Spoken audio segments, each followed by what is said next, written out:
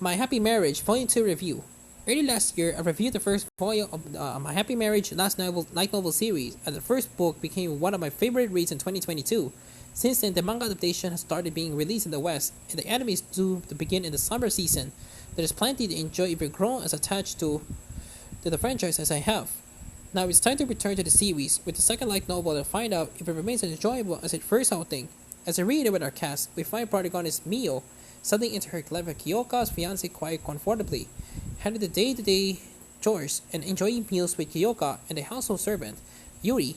As peaceful as life is, Mio is still haunted by memories of her family's mistreatment of her. She still considers herself worthless and unfit to marry into a family like Kyoka's and is plagued by nightmares, night after night, where she is tormented. Kyoka is well aware of Mio's nightmares and often stops by her room to hold her hand until she settles down. A bit knows Tomio herself.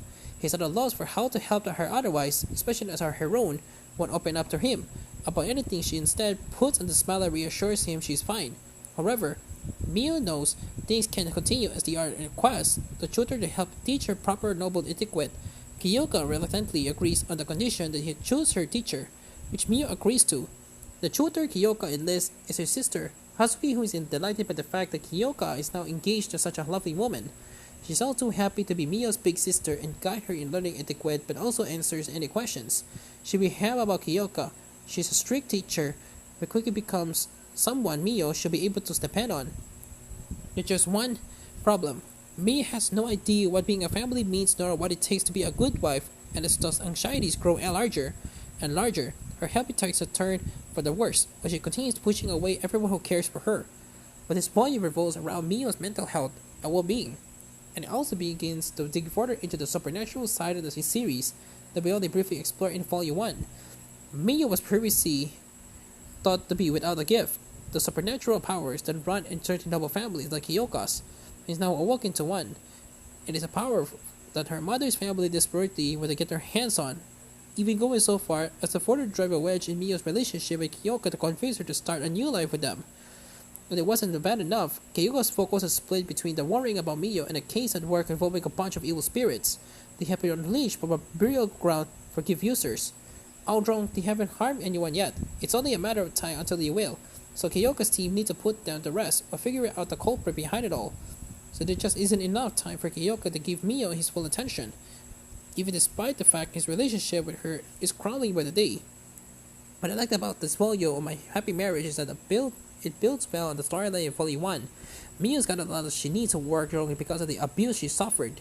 But more than that, she doesn't understand how to share what's warning her, no matter how much Kyoka and Hazuki promise you can tell them anything. Mio can bring herself too, and even find herself jealous of the close relationship the two siblings share.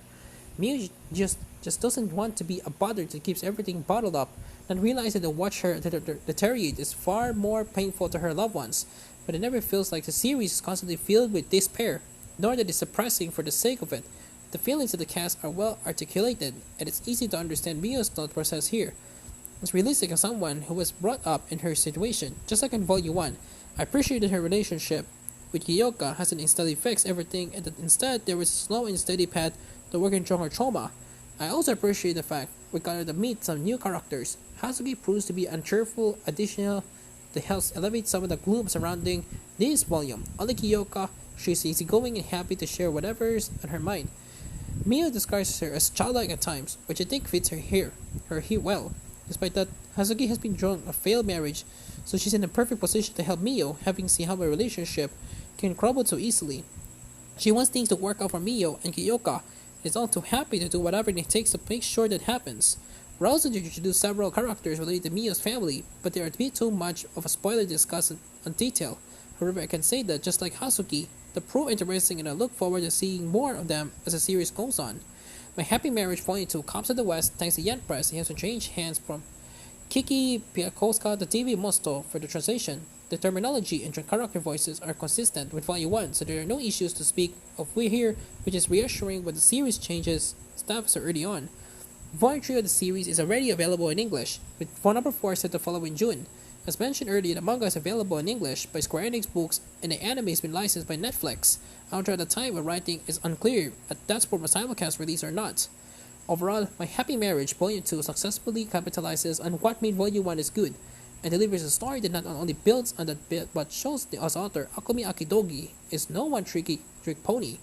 There's plenty of depth here even besides working Joe Mio and Kyoka's relationship, and readers will be eager to find out what happens next. 9 out of 10.